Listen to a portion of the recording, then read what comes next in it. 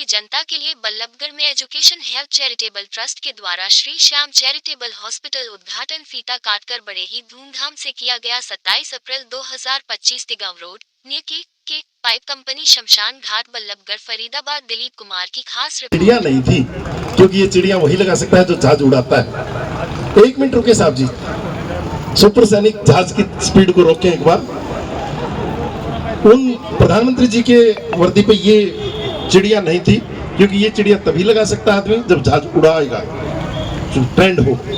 तो आज एक ऐसा पायलट जो अभिनंदन पायलट जो पाकिस्तान में जंप किए थे उनके गुरु हैं और पायलट एसोसिएशन के प्रेसिडेंट हैं और सफदरजंग फ्लाइंग क्लब के भी हेड हैं, भारतीय सिविल एविएशन कमेटी के मेंबर हैं। आज श्री श्याम चैरिटेबल हॉस्पिटल के उद्घाटन पे ऐसी ऐसी मूर्ति जब यहाँ मौजूद है, मैं चाहूँगा कि आयोजन कमेटी के महेंद्र गहलोत जी अगर बाकी किसी काम में ना बिजी हो तो साथ आए, तो ये गोल्डन मोमेंट होता है, या फिर उनकी तरफ से कोई और एक साथी हॉस्पिटल से साथ रहे तो अच्छा लगेगा। उनके साथ एसोसिएट होंगे दिल्ली फायर ब्रिगेड के चीफ, 3 बार के राष्ट्रपति अवार्डी, वीर चक्र, अमेरिकन यूनिवर्सिटी से डॉक्टरेट, डॉक्टर धर्मपाल जी भारद्वाज, बजाओ तालियां। और उनके साथ चार्टर्ड अकाउंटेंट, इंजीनियर और वैल्यूअर नागपाल साहब आप आए। जिन दिनों में इंजीनियरिंग सोचने में भी समय लगता था, उस समय के इंजीनियर नागपाल साहब, डॉक्टर धर्मपाल जी भारद्वाज, पायलट साहब,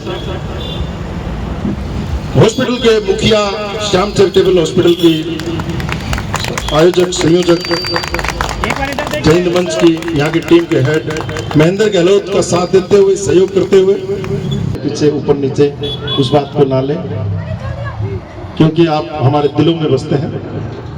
बहुत बहुत धन्यवाद और बहुत बहुत साधुवाद, बहुत बहुत धन्यवाद। बहुत संजय राणा,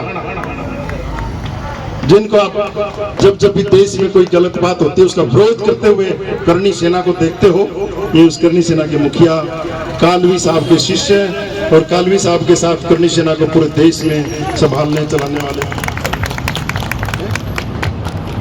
भारत माता की, भारत माता की। राजबाला शर्मा जी, जय हिंद मंच की महिला अध्यक्षा, संगठन की नहीं थी, फरीदाबाद और बल्लभगढ़ की इस धरती समय की कमी में नहीं हो पाए तो हमारे हृदय में है।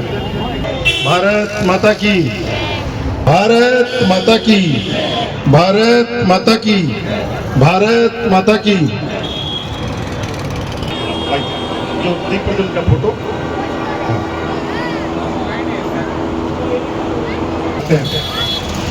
भारत माता के चित्र पे कभी माला नहीं चढ़ती, क्योंकि माला की जाती है मृतक की थोड़ी, इसलिए उनकी माला पे दीप प्रज्वलित। माँ लक्ष्मी की कृपा भी है, भगवान परशुराम के फरसे की धार भी इनकी बहुत पैनी, बहुत मजबूत। ऐसे एक वीर जवान को सुनेंगे, उससे पहले मैं,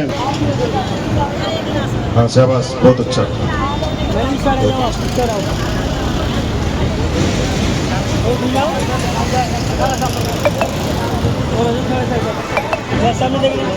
कमेटी के मेंबर हैं, अब राफेल जो खरीदे हैं वो इनकी अप्रूवल है। तो ऐसे माँ भारती के लाडले जो देखने को भी नहीं मिलते, ऐसे आज हमारे बीच हैं। तो मैं चाहूंगा कि बच्चों के लिए कोई अगर ऐसा पायलट बनने का स्कोप हो तो वो भी श्याम चैरिटेबल ट्रस्ट के माध्यम से, जय हिंद मंच के माध्यम से थोड़े शब्दों में आप संदेश दें। लोगों का धन्यवाद जो यहाँ पे उपस्थित हैं। सबका नाम बोलने में बहुत टाइम लगेगा, मुझे बहुत थोड़ा टाइम दिया गया है। सबसे आसान काम पायलट बनना है, सिर्फ 10+2 क्वालिफिकेशन है, लेकिन 1 लाख बच्चों में भी एक पायलट नहीं बनता। क्यों? सोचिए, जब आप सोचेंगे तभी कुछ होगा। 1 लाख बच्चों में एक पायलट ना बनना कितनी विडंबना है। क्यों? क्योंकि 1 करोड़ रुपया लगता है पायलट बनने के लिए, पहली बात। दूसरी बात, सारे रैंक जाली है हिंदुस्तान में होते हैं, चाहे वकील हो, चाहे पुलिस हो, चाहे जज हो, चाहे डॉक्टर हो, सब रैंक जाली हो सकते हैं। पायलट रैंक जाली नहीं हो सकता, क्योंकि जहाज लेके उड़ना है, नीचे उतरना है उसको, सबसे पहले खुद ही मरेगा, इसलिए पायलट बन ही नहीं सकता जाली।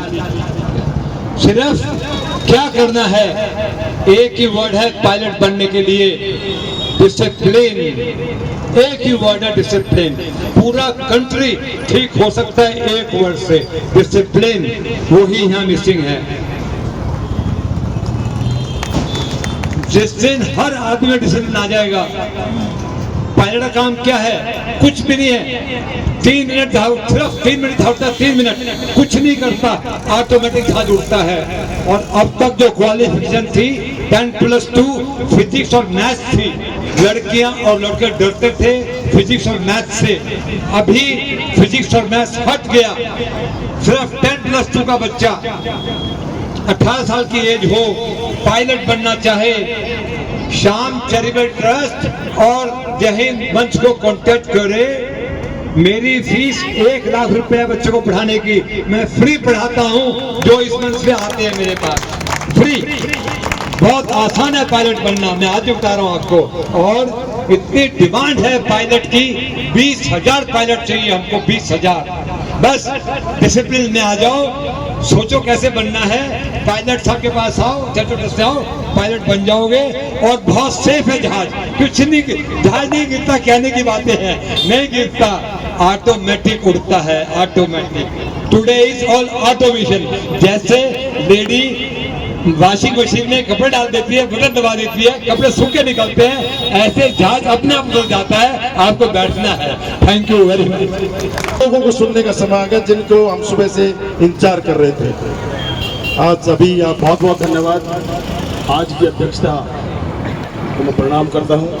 हमारे बीच में हमारी सबकी सम्माननीय, हमारी पूजनीय बहन चित्रलेखा जी, जज साहिबा, अनिता जी, मोहम्मदार साहब, पायलट साहब, मेरे युवा शक्ति के रूप में उस लाल चौक पर जाकर के 3 बार झंडा फहराने वाले मेरे बड़े भाई नवीन जैन जी, और हम सबके सम्माननीय है, एक बार जोरदार उनके लिए ताली बजा करके हमारे बड़े भाई सुरेश शर्मा जी, जो एक एक कार्यकर्ता का उस तरह से ख्याल रखते हैं जैसे एक पिता अपने पुत्रों का ख्याल रखता है।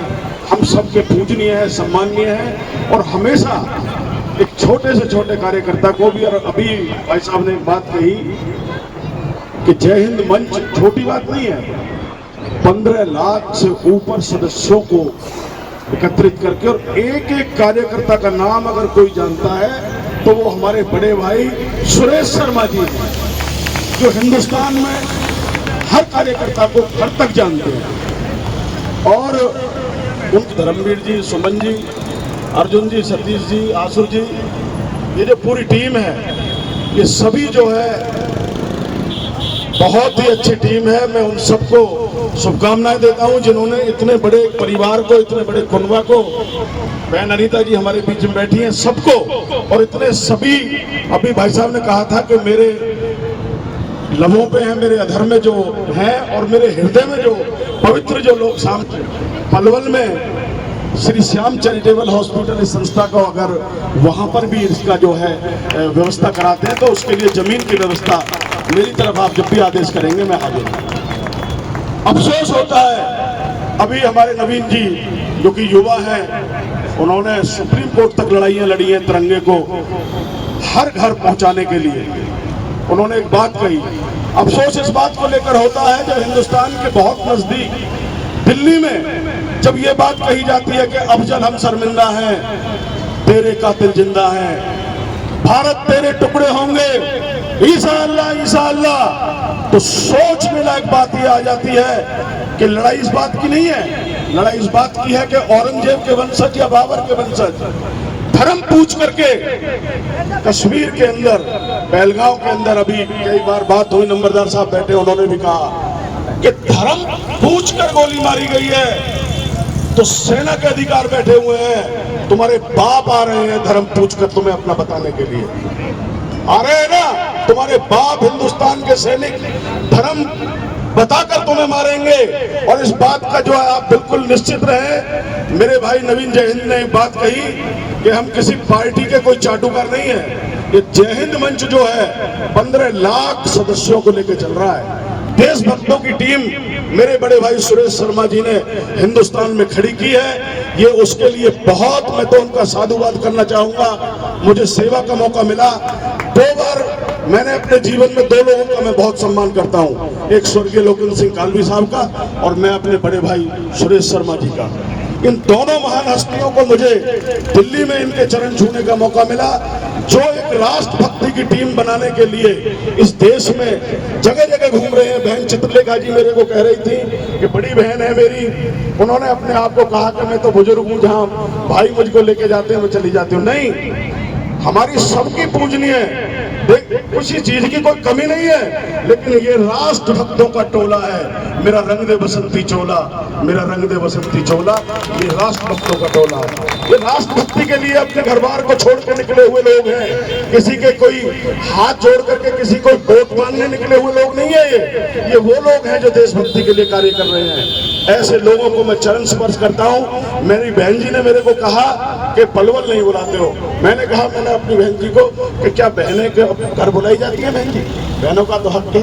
बहन तो जब वो आना चाहे, बहन जी जो है हमसे थोड़ी पूछेंगे, हम तो उनके बच्चे हैं। मैं सभी को प्रणाम करता हूँ, साधुवाद करता हूँ उस पूरे मंच को जो निस्वार्थ होकर के इस देश सेवा में लगी हुई है। मैं पुनः जो है सभी को चरण वंदन करता हुआ अपने बड़े भाई सुरेश शर्मा जी को प्रणाम करता हूँ। बहुत बहुत धन्यवाद। एक बार जोर से भारत माता की, भारत माता, जय हिंद। तो सिंह गर्जना से आपाधापी के युग में आपने बहुत नेक काम किया। पूरी टीम को मैं बधाई देता हूँ, शुभकामनाएं देता हूँ। बाबा श्याम के चरणों में आपके उज्जवल, सफल और मंगलमय जीवन की मंगल कामना करता हूँ। मंच पर उपस्थित अखिल भारतीय ब्राह्मण सभा के राष्ट्रीय अध्यक्ष शर्मा जी, मेरी बड़ी बहन, और मैं कहूँगा जिनके बिना हर मंच अधूरा रहता है, सभी फरीदार के सम्मानित मंचों की तो शान बड़ी बहन अनीता शर्मा जी, सुरेश शर्मा जी जो जय हिंद मंच के राष्ट्रीय अध्यक्ष हैं, भाई महेंद्र जी, बहन बड़ी बहन चित्रलेखा जी, मंजू शर्मा जी, पूरी टीम सम्मानित मंच में कहूंगा। महेंद्र जी, आपकी टीम, जितनी सक्सेना जो सारे लोग हैं, धर्मवीर जी, सुमन जी, अर्जुन जी, सतीश जी, आशु जी, मैं सभी को बधाई देता हूँ।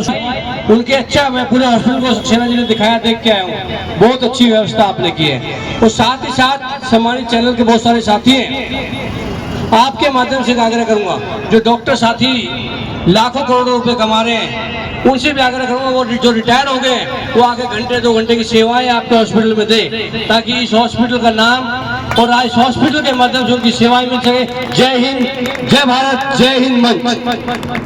बहुत इशार कर शब्दों के साथ बेहतरीन संदेश भी दिया और सुझाव भी दिए। मैं चाहूंगा कि एडवोकेट साहब, हम कार्यक्रम को सोपान की तरफ लेकर के जा रहे हैं, क्योंकि जो शिकार बन गए विधर्मियों की नापाक हरकत का, उनको श्रद्धांजलि देते हुए आज श्री श्याम चैरिटेबल ट्रस्ट के द्वारा चलाए गए इस हॉस्पिटल को शुरुआत जो की जा रही है, मैं पूरी टीम को बहुत बहुत बधाई और बहुत बहुत शुभकामनाएं देती हूँ। जनता के हित को ध्यान में रखते हुए उनसे बहुत अलग होगा जिन्होंने स्वास्थ्य सेवाओं को एक व्यवसाय के रूप में चलाया हुआ है और इतना डरा देते हैं पेशेंट को कि वो सोचता है कि यही अगर मैं यहाँ से कहीं और ले गया तो पता नहीं मेरा पेशेंट बचेगा या नहीं बचेगा, इतना डरा देते हैं।